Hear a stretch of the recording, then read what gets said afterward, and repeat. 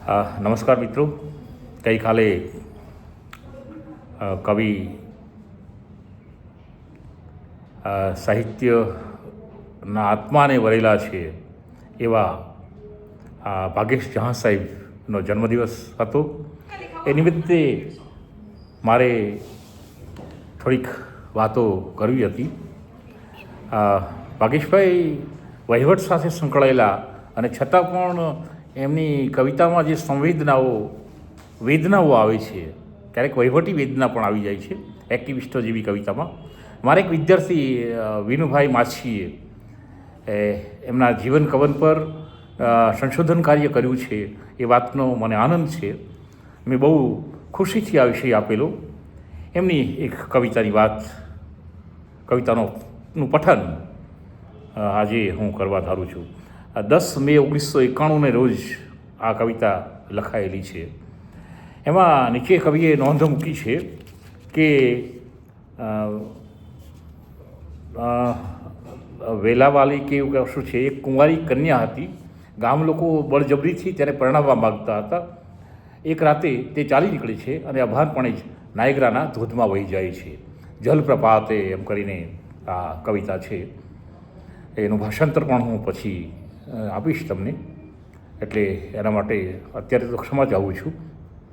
જલપ્રપાત હે વહો નિરંતર, જલપ્રપાત હે વહો નિરંતર, અનંત યુગોથી અનંત રાગથી ગીત ઉઠે તુજ મહાનિરંતર.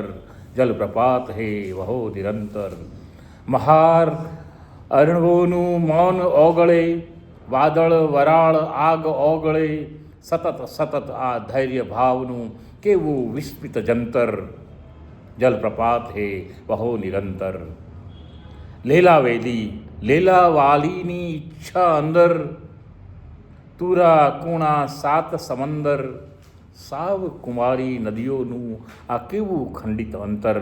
જલપ્રપાત હે વહો નિરંતર.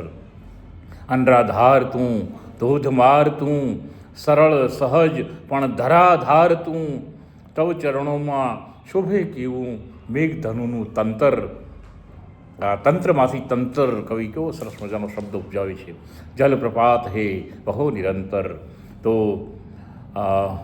લેલાવાલીની કુંવારી કન્યાને ગામ લોકો બળજબરીથી પરણાવવા માગતા હોય અને એ અભાનપણે નાયગ્રાના ધોધમાં વહી જાય અને ત્યારે કવિની સંવેદના અંદરથી હલબલી ઉઠે અને એમાંથી આ કવિતાનું સર્જન થાય.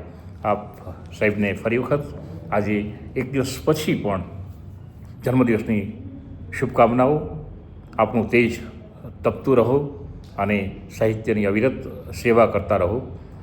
અને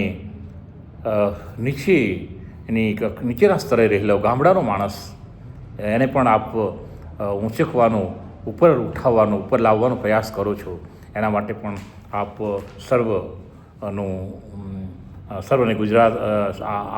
આપ માટે ગુજરાતના સર્વ વ્યક્તિઓને આપ માટે બહુ જ માન છે. આપ પ્રેરણા સ્ત્રોત છો અમારો. તો આપને વંદન સાહેબ. Thank you very much friends.